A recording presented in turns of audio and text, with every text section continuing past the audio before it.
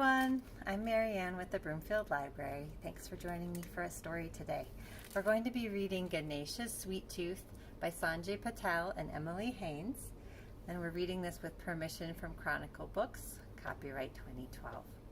What's special to know about this book is that Sanjay Patel is actually he grew up in London, but his family is from India, and the story is based on a story about one of the Hindu gods, Ganesha. So we know a little bit about the author, and we can know something about the story. We can know that this story, even though it's an adaptation, it's a little bit different than the actual tale. It has been modified by someone who's very familiar with the culture, and that's really important to know when you read a book. All right, now as you can tell, this is a very colorful book, and Sanjay Patel is actually an animator at Pixar, so we can really enjoy these illustrations as we go through. Oh, look at all of these wonderful sketches. Ganesha's Sweet Tooth.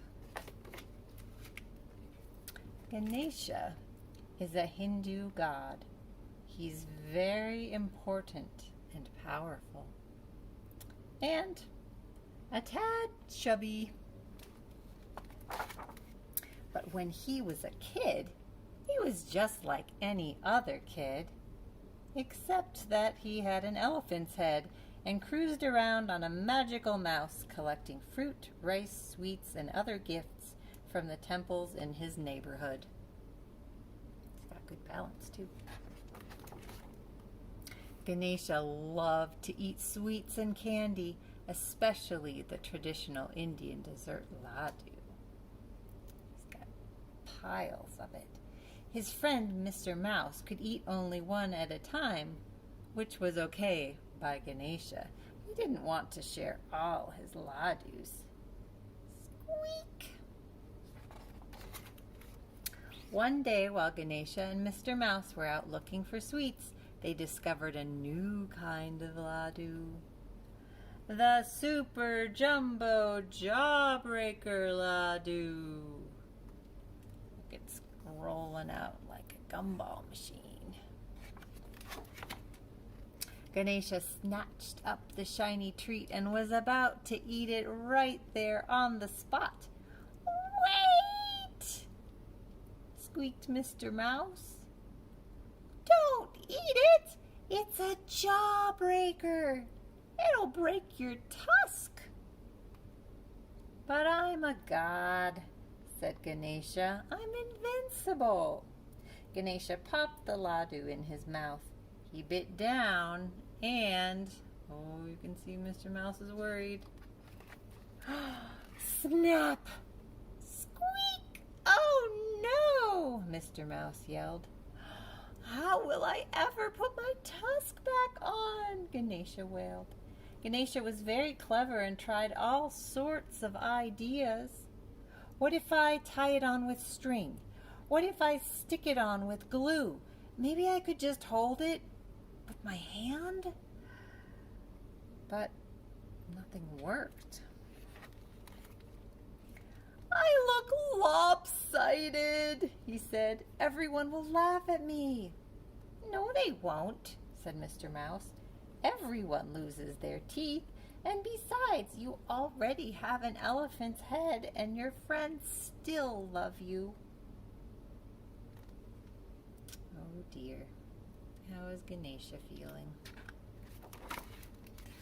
Ganesha wasn't convinced. He thought he looked awful. He took all his anger and frustration and hurled his tusk at the moon. But the tusk didn't hit the moon. It sailed over a bush and hit the head of an old man who was walking by. You donk. Oh dear. Is this your tusk? The old man asked.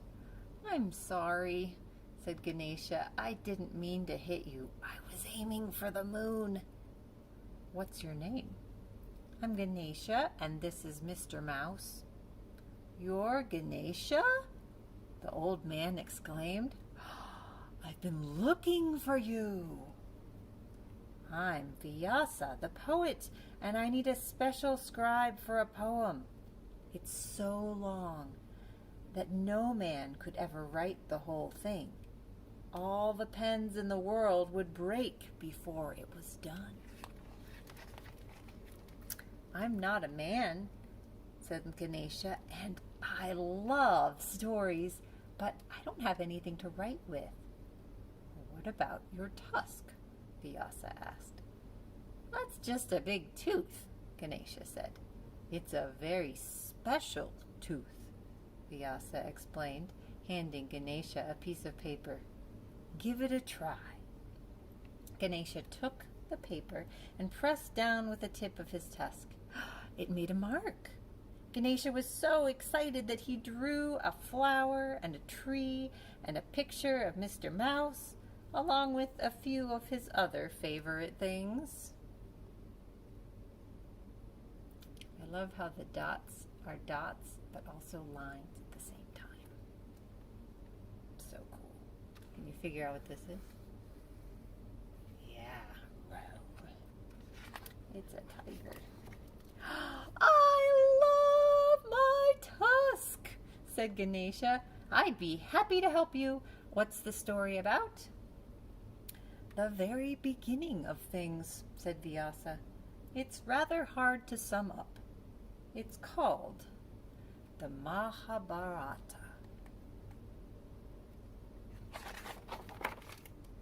Excuse me, said Mr. Mouse, jumping on the end of Ganesha's trunk. I don't mean to interrupt, but what exactly are the terms of this agreement? It's a very long poem, after all. Can you tell the whole story in one go, Vyasa? No stopping? As long as Ganesha understands the meaning of everything I say. Can I eat sweets while I write? Asked Ganesha. As long as you don't stop writing, said Vyasa.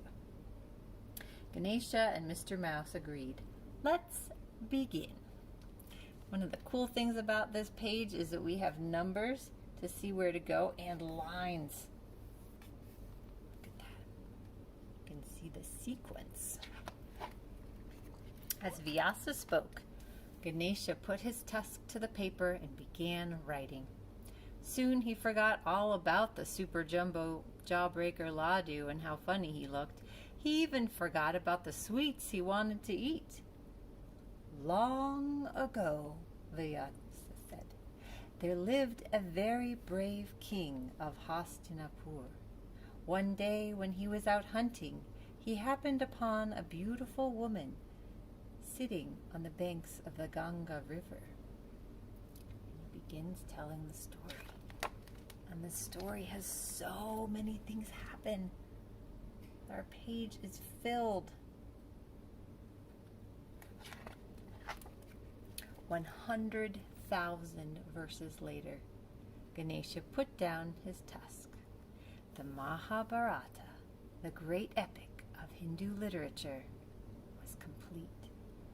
Ganesha peeked around a stack of paper and saw that Mr. Mouse had been eating his way through all the ladus as they worked. The poem had taken a very long time.